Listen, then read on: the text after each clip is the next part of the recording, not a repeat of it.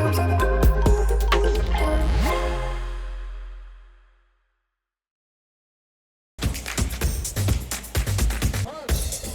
tarde a todos. Eu tenho prazer agora em trazer dois especialistas para a gente falar sobre cenário macro. Vou começar convidando o Ian Lima, formado em Engenharia Mecânica pelo ITA, tem passagens pela Mauá, Capital, Azequest e Sul América. Sua última experiência foi como Portfólio Manager da Porto Investimentos e hoje ele é gestor de renda fixa na Interasset. Ian, seja bem-vindo.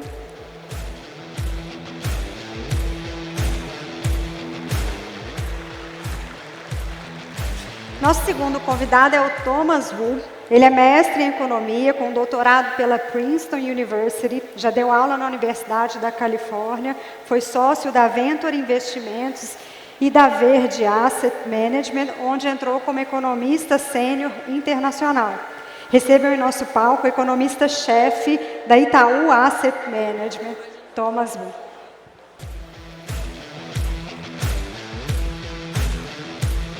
Bem-vindo.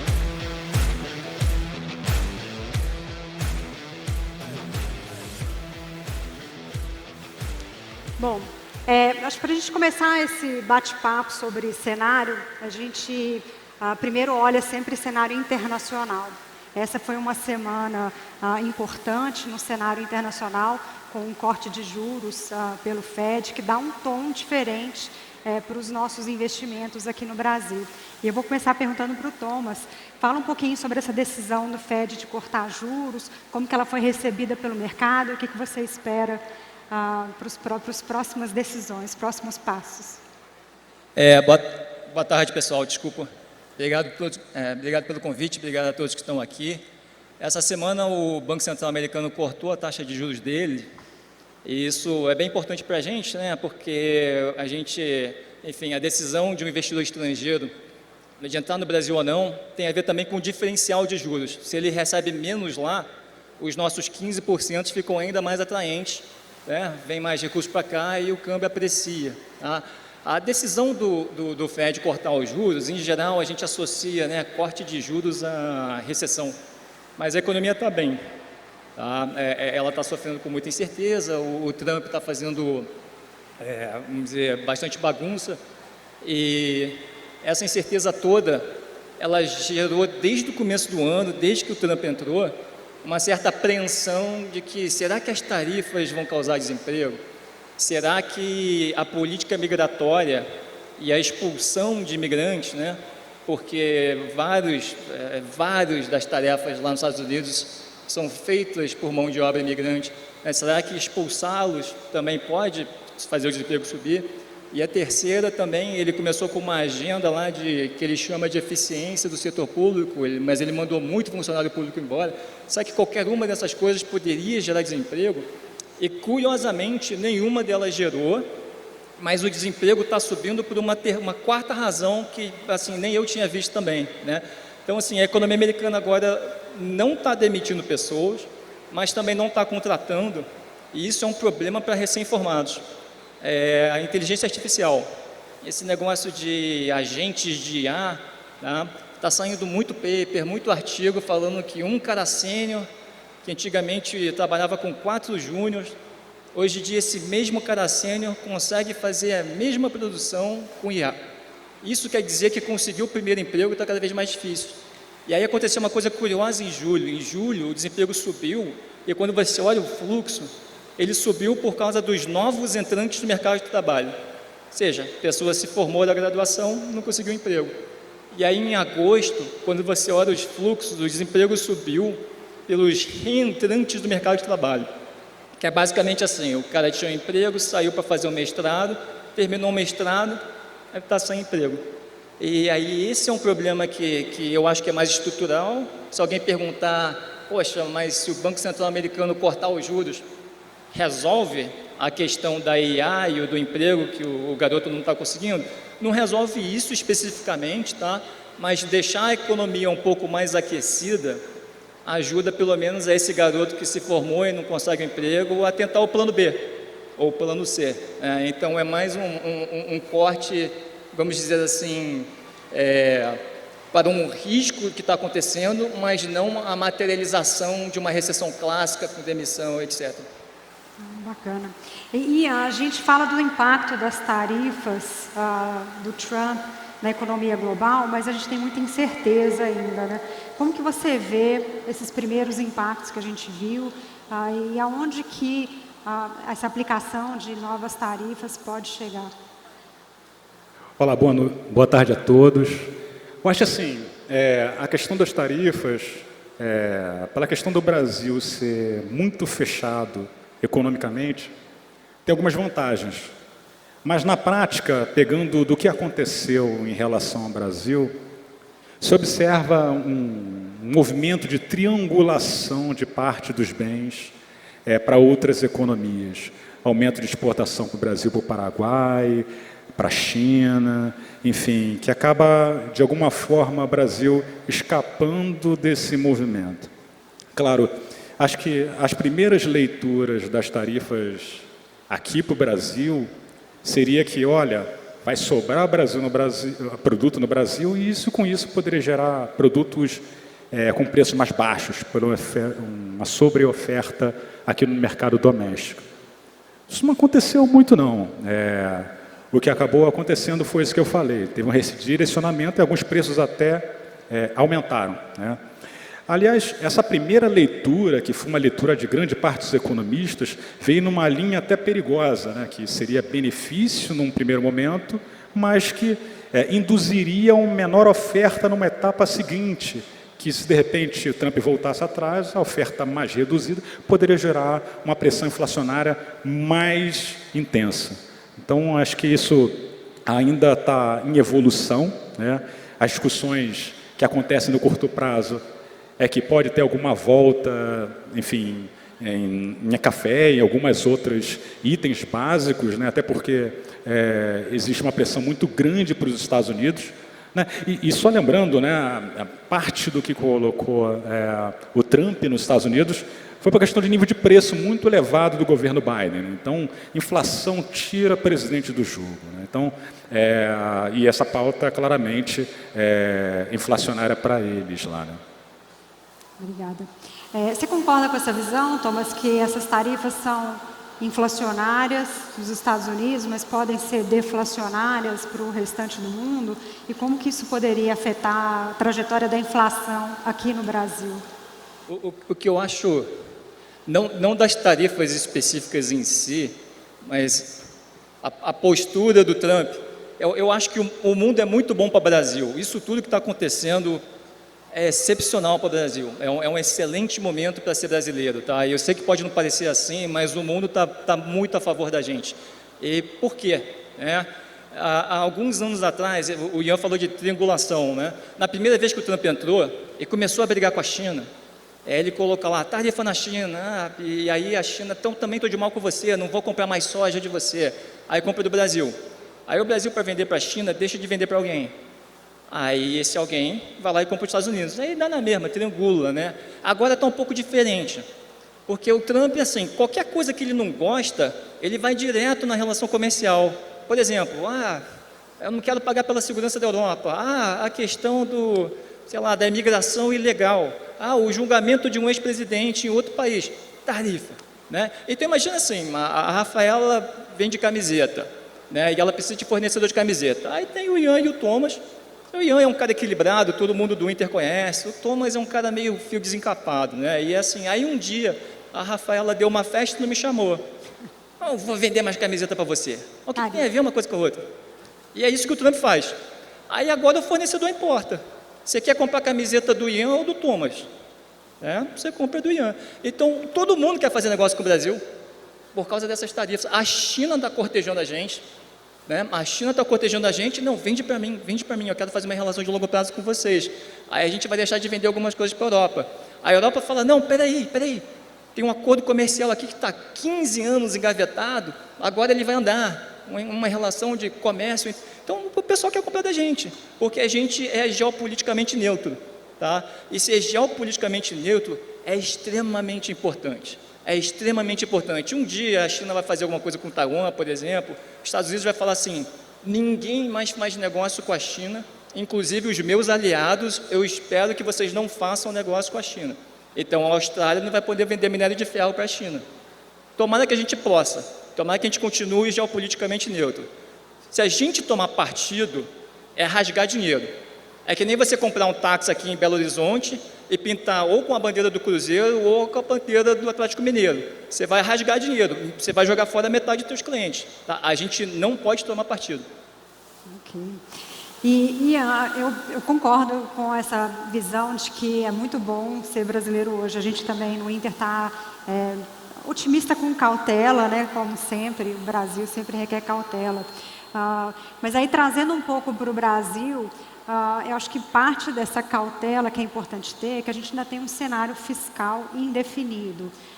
A inflação parece que está em queda, mas o fiscal é uma dúvida aí para todos os analistas que projetam inflação e juros para o próximo ano. Eu já vi alguns economistas brincando, né, que a gente espera a Selic a 12 no ano que vem, porque você tem uma cabeça na geladeira e um pé no forno, e na média você tem esse número de 12 de expectativa para a Selic. Né? Como que você vê hoje o risco fiscal nesse cenário que pode ser tão positivo para o Brasil? Como que você analisa essa oportunidade e esse risco? Olha só, a questão do risco fiscal é algo que já é quase como um sinal, né, que a gente já tem. Né? A gente convive com isso há bastante tempo. É claro que teve uma piora relevante, né? A gente está com um nível de endividamento em relação ao nosso produto interno bruto bastante elevado, e mais do que isso, né, a gente tem uma percepção, né, quando a gente faz alguns exercícios de dinâmica da dívida, né, dependendo do juro neutro que a gente imagina, que isso pode realmente desgarrar bastante. Né? Mas isso na minha cabeça é uma visão mais fluida. Tá? Eu acho que é algo que a gente tem que ser endereçado, porque a gente convive, acaba no final do dia convivendo com um processo de juros nominais, né, muito elevados, acima da inflação, ou seja, um juro real muito elevado, e que isso acaba, em alguma medida, comprimindo o crescimento do brasileiro e que acaba os governos compensando com mais fiscal. Né? Gera casamente um círculo vicioso bastante negativo. Acho que no primeiro momento a gente tem que interromper isso. Né? E acho que isso depende bastante da sociedade. Eu acho que isso tem um espaço para se resolver, mas não é um trabalho muito tranquilo, não. Hoje de manhã, na nossa abertura, o Rubens comentou como o juro alto hoje é o principal desafio para quem quer empreender. Os nossos governantes em Brasília precisam ter um pouco mais de juízo, né, e disciplina. Mas voltando para essa semana, né, que foi tão importante de política monetária, enquanto lá nos Estados Unidos, Thomas, a gente viu o Fed, entre o emprego mais fraco e a inflação mais alta, ele escolheu o emprego mais fraco e reduziu os juros. Aqui no Brasil, o Copom, entre a inflação em queda e o câmbio tão favorável e o risco fiscal, ele optou por manter os juros altos e afastar qualquer discussão de corte por hora. Quando que você vê a possibilidade do Copom aqui no Brasil começar a pensar numa flexibilização da política monetária? Só para defender o Banco Central um pouco aqui, né? Assim, o Banco Central está com essa taxa de juros em 15%, ridículo, um nível de 15%. O mundo está bom para o Brasil, vai vir vários negócios. Alguém aqui, né, tem uma ideia e fala assim, olha, eu tenho um grupo de clientes que eu conheço, estão fazendo mais negócio com a China, eu acho que eu vou abrir o meu escritório. Aí você vai lá pegar dinheiro para abrir o seu escritório, 15%, 15% mentira, 15% é o tesouro, né? Você vai ser 15% mais alguma coisa. O teu lucro tem que dobrar em 7 anos para você poder pagar isso aí. Não dá, não dá. Por que esses juros estão em 15%? Tá? Porque a inflação está alta, a inflação ela é um imposto extremamente injusto, né? Extremamente injusto. Tá? Então, assim, você pega um cara de altíssima renda, tá? Você pega o Ian, tá? E aí o Ian recebe lá o salário dele. Ele vai gastar ali um pedacinho pequeno lá no supermercado, e esse pedacinho que ele gasta no supermercado que vai estar pagando imposto inflacionário. Todo mês está mais caro. Mas o resto todo, ele vai botar lá em algum produto que protege ele da inflação. Agora tu pega uma outra pessoa mais como eu, que aí recebe o salário e tem que ir para o supermercado, aí eu estou pagando o imposto inteiro.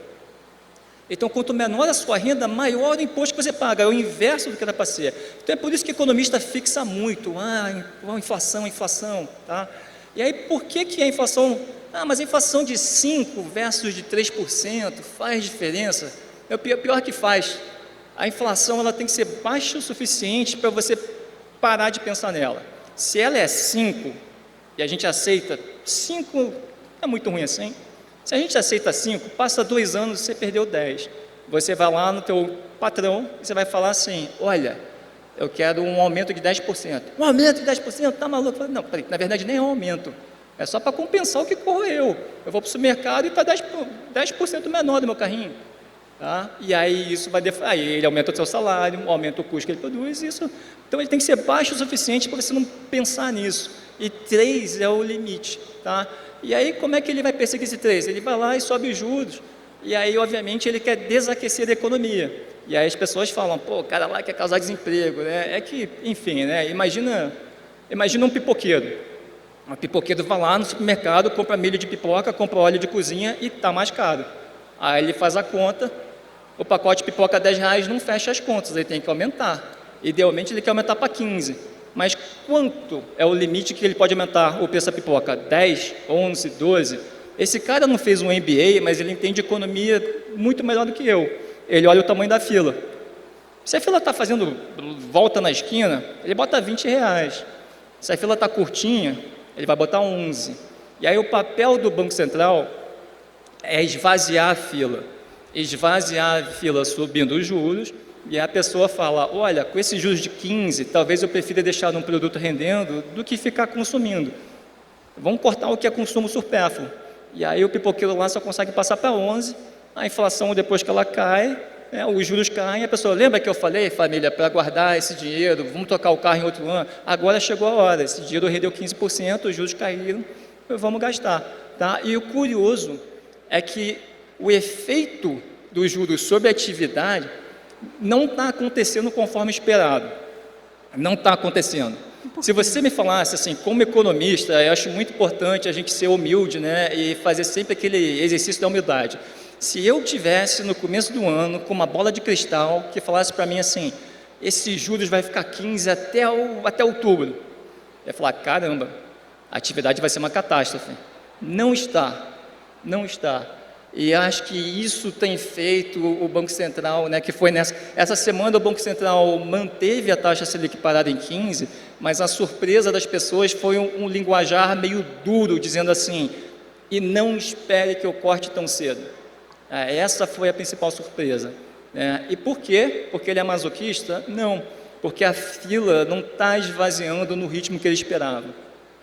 E para você acha que o Copom consegue começar a falar de corte de juros, ou que aí a gente precisa ver um pouco mais de queda de atividade, como o Thomas falou? Qual é a sua visão? Eu tenho uma visão um pouco mais construtiva, né, dessa direção do corte.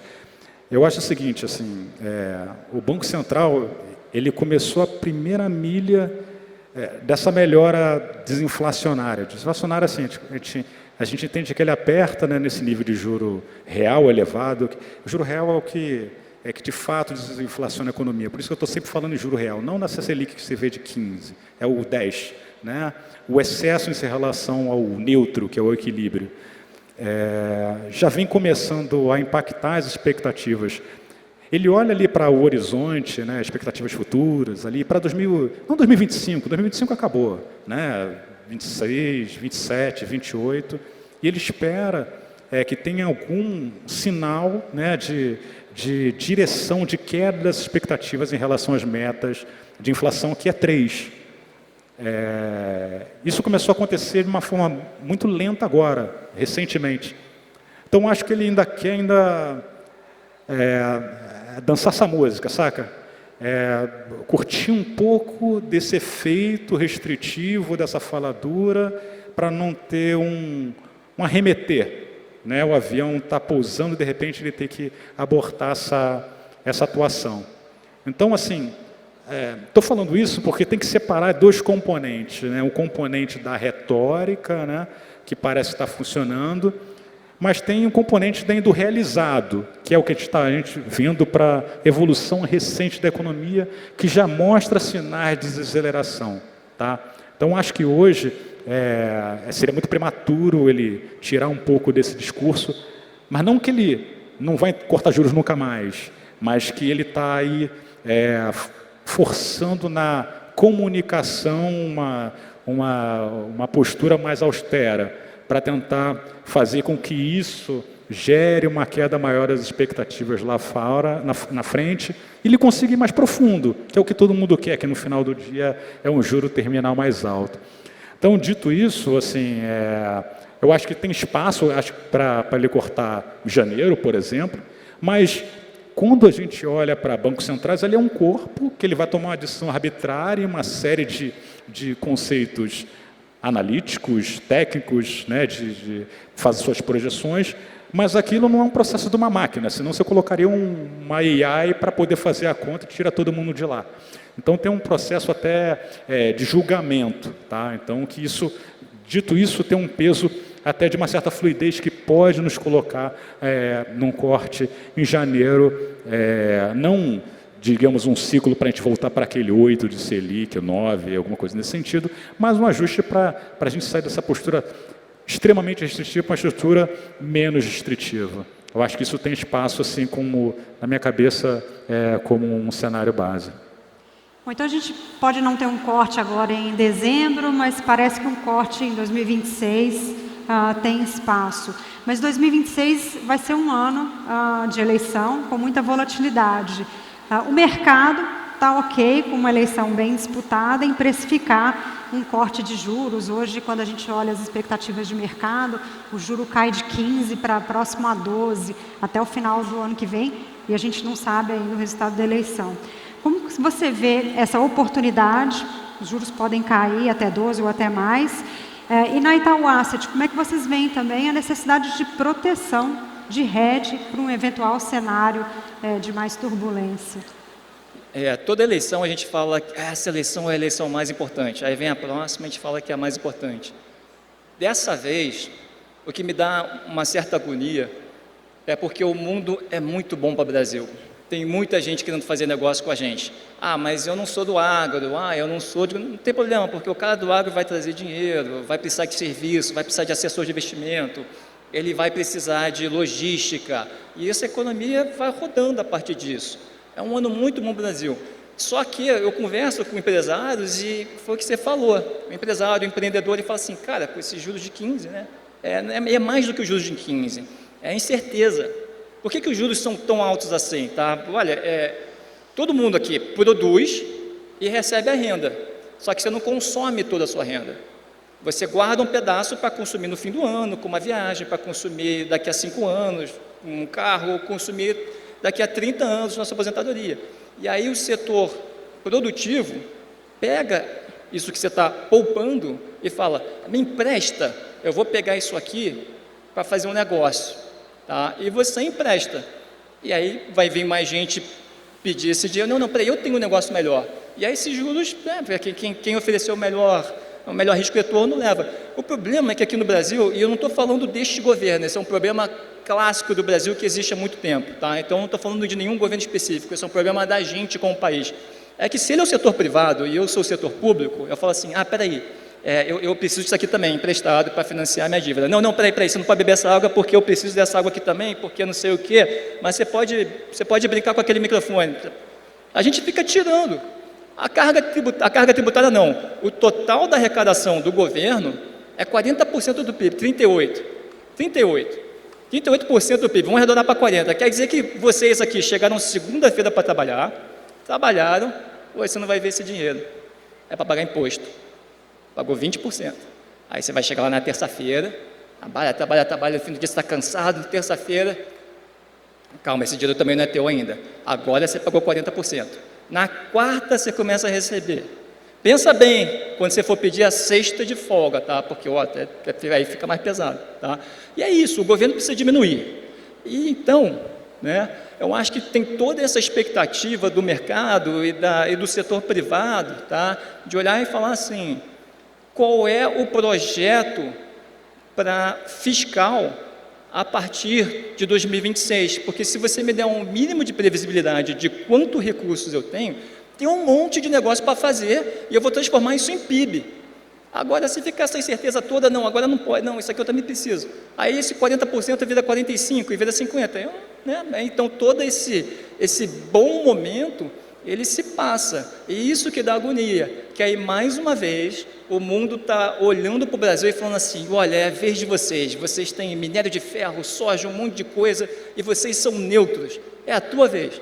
O Brasil é o país do futuro. E aí, passou. A gente vai continuar sempre sendo o país do futuro, né? Mas nunca o país do presente. Então, essa eleição, e mais do que a eleição em si e as pessoas em si, né? Mas eu acho que, desculpa, eu estou me estendendo aqui, tá? Mas eu estou vendo muita polarização, e toda vez que a gente fica discutindo assim, A contra B, B contra C, se você gosta de A, então você não gosta disso aqui, a gente está perdendo tempo discutindo as coisas que realmente importam. Tá? Então eu espero que a gente chegue de cabeça mais fria do ano que vem, tá? Mais curioso e com menos raiva, né? Curiosidade é uma palavra, é um estado de espírito. É difícil você estar curioso e com raiva, porque as pessoas estão com muita raiva. A mesma mensagem, se vier de um candidato A, metade aqui vai aplaudir, metade vai vaiar. Mas se o candidato B falar a mesma mensagem, essa metade aqui vai aplaudir e a outra, as pessoas não estão ouvindo a mensagem. Estão só olhando o mensageiro e concluindo qualquer mensagem. Tá? Seja curioso e fala, deixa eu ver, o que isso aqui tem a ver com o Brasil virar o país do presente, e todas essas oportunidades estão vindo, e eu ganhar dinheiro, tá? Isso tudo virar PIB. Uma ótima mensagem. Eu vou até completar, na minha posição hoje, como economista do Inter e também como relações com investidores, eu falo de macro e de micro. E aí, quando eu falo de macro com economistas, colegas nas reuniões, Banco Central, o cenário está difícil, economia desaquecendo. Quando eu falo com investidores do Inter, sobre o Inter, está tudo excelente. Olha aqui, um público de quase 6 mil pessoas, crescendo, desenvolvendo vários produtos, vendo a tecnologia do setor financeiro melhorar a vida das pessoas no dia a dia. E aí você volta para o macro, não pode estar tão ruim assim, né? Se a gente tem um micro com tanta oportunidade, vamos repensar esse cenário macro. E eu concordo com essa visão mais otimista. O Brasil tem muita oportunidade. E para a gente terminar, então ano que vem você tem o mercado precificando essa queda de juros aí de 15 para 12, com bastante incerteza, tanto pelo FED quanto pelo cenário de eleição aqui. Como que você vê a oportunidade? Você compra NTNB mais 7,5, você aplica no pré ou você deixa no pós, no CDI, vamos esperar o cenário definir melhor? Acho que a gente tem que olhar o horizonte, né? Quando você pega esses títulos mais longos, né, de inflação, as NTNBs acima de 10 anos, a gente olha as NTNB 50, 5,60, até um renda mais que a gente olha do Tesouro Nacional. Estão em taxas bastante atraentes, né? Então, quando a gente olha por um prazo mais dilatado, realmente é bastante bom, né? Eu diria que a gente está na zona de compra já, né? Assim, sempre pode aumentar um pouco mais. Eu sempre falo muito do play relativo, né? A gente olha a CNTNB a 7,5, a gente compara, a última vez que bateu 7,5 eu comprei e ganhei dinheiro. Mas o mundo é muito conectado, né? Então, assim, os fluxos, né, do dinheiro, né, ele procura onde tem a yield, a taxa, né, mais alta ajustada ao risco daquele emissor, ou soberano ou privado, né? Então, quando a gente faz essa conta, né, a NTNB na Dilma era 7,5 e hoje está 7,5, mas lá a NTNB do mundo era 0,5, alguma coisa assim. Então, assim, a gente está numa região entre 7,5 e 8,5, que é claramente uma região boa, né? Assim, de novo, para um horizonte mais dilatado.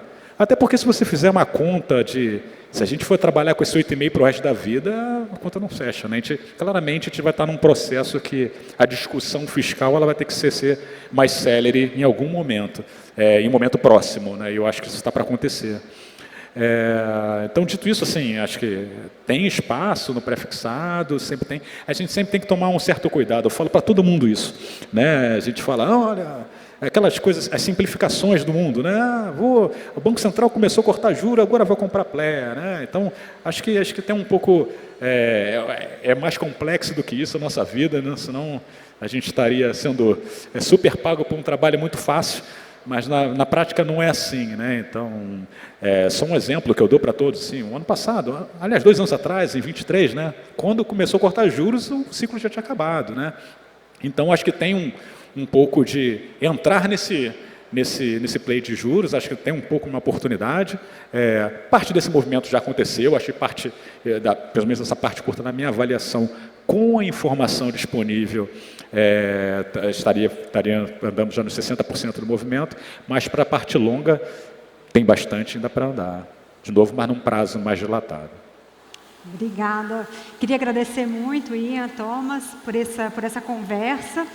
Obrigada a todos e a gente ainda tem mais painéis agora à tarde.